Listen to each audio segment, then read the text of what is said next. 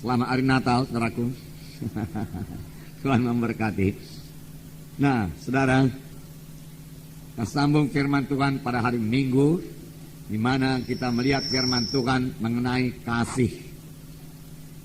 Kasih adalah sangat penting. Dalam 1 Korintus 13 ayat 13 dikatakan, saya membaca lagi, demikianlah tinggal ketiga hal ini, yaitu iman dan pengharapan dan kasih. Dan yang paling besar diantaranya ialah kasih. Iman memang penting, saudaraku. Firman Tuhan berkata tanpa iman mustahil. Semua kita harus punya iman. Kemudian pengharapan juga penting. Karena tanpa pengharapan iman kita tidak bekerja. Saudaraku, supaya iman kita bekerja, kita harus memiliki satu pengharapan. Memiliki satu objek. Memiliki suatu yang kita inginkan dari iman tersebut, yang kita harapkan dari iman tersebut. Itulah dia pengharapan. Namun firman Tuhan berkata, yang terbesar adalah kasih. Mengapa yang terbesar adalah kasih? Dalam 1 Korintus 13 ini juga dikatakan, mulai ayat 8 saya bacakan kepada saudara, kasih tidak berkesudahan. Jadi kasih itu sampai ke sorga. Kemudian dikatakan nubuat akan berakhir. Bahasa roh akan berhenti, pengetahuan akan lenyap. Sebab pengetahuan kita tidak lengkap dan nubuat kita tidak sempurna. Tetapi jika yang sempurna tiba, maka yang tidak sempurna itu akan lenyap. Kasih tidak berkesudahan. Kasih selama-lamanya sampai di sorga. Bahkan firman Tuhan berkata, Allah itu kasih adanya. Patut sekali saudaraku setiap anak Tuhan memiliki kasih. Dan pada hari Minggu kita mendengarkan firman Tuhan, bahwasanya kasih itu saudaraku berkembang. Kasih itu bertumbuh. Sebab kasih adalah buah Roh Kudus.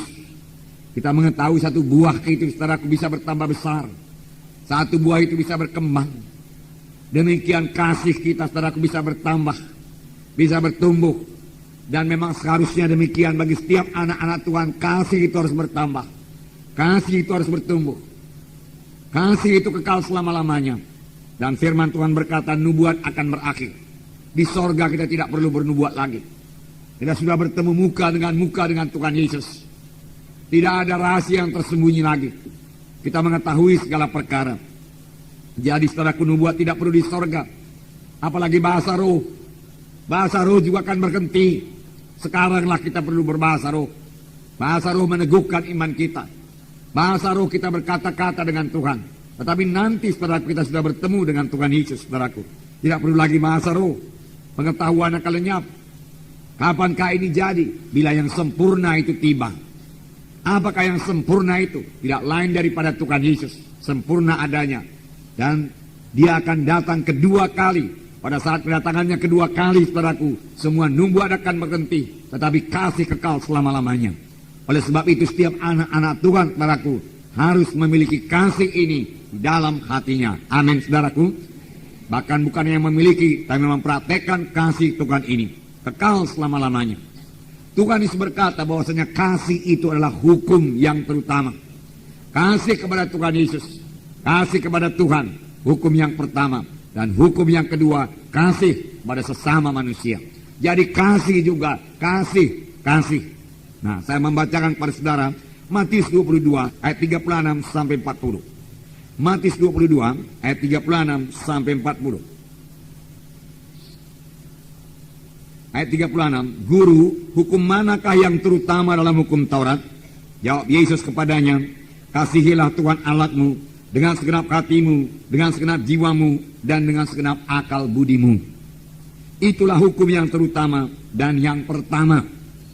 Dan hukum yang kedua, sama dengan itu ialah, kasihilah samamu manusia seperti dirimu sendiri.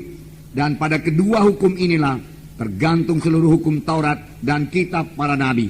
Jadi kasihilah Tuhan Allahmu dengan segenap jiwamu, dengan segenap hatimu, dan dengan segenap kuatmu.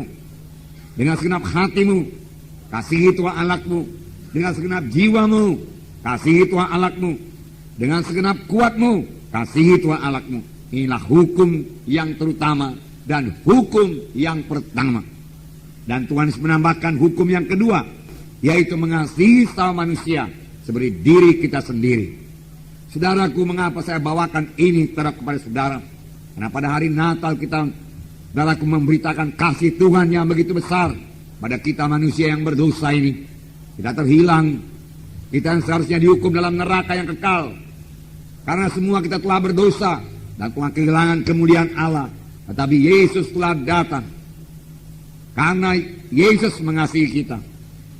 Tidaklah ia gemar seorang pun binasa, tetapi ia mau supaya sekaliannya sampai kepada pertobatan. Itu sebabnya Yesus datang menebus kita. Nah, patut saudaraku kita juga memiliki kasih. Dan memang kita sudah memiliki kasih. Yang penting kita selirik pada hari ini. Apakah kasih kita itu kita praktekkan? Apakah kasih kita itu berkembang?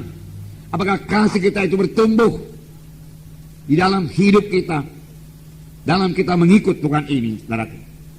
Nah, saudaraku yang kasih dalam nama Yesus.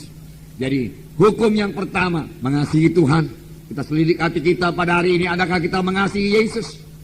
Dengan segenap hati kita, dengan segenap jiwa kita, dengan segenap pikiran kita, berarti kita memikirkan Tuhan Yesus. Sebab jiwa itu pikiran, saudara, kehendak, dan kita memang mau mengasihi Yesus, saudara. Dan kita memang menaruh kasih kepada Yesus. Itulah dia jiwa. Benarkah demikian, saudaraku? Yesus mengasihi kita dengan segenap kasih, saudaraku, kasih agape, kasih yang daripada Allah.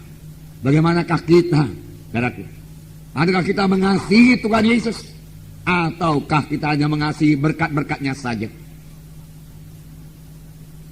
Saudaraku, apakah kita hanya merindukan berkat-berkatnya saja, tetapi kurang merindukan Tuhan Yesusnya?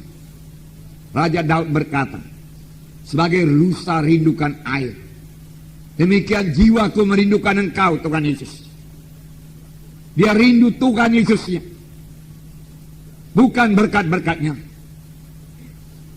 Berkat-berkat yang diberikan Tuhan Yesus, saudaraku, tidak cukup, saudaraku, kepada Daud. Tetapi jiwanya haus akan Tuhan. Jiwanya merindukan Tuhan. Jiwanya rindu bersekutu dengan Tuhan. Jiwanya jatuh cinta kepada Tuhan. Apalagi ruhnya, saudaraku, jatuh cinta kepada Tuhan. Dia mengasihi Tuhan Yesus dengan segenap ruh, jiwa, dan kuatnya atau tubuhnya, saudaraku. Nah, saudaraku, dengan segenap keberadaannya yang mengasihi Yesus, saudaraku.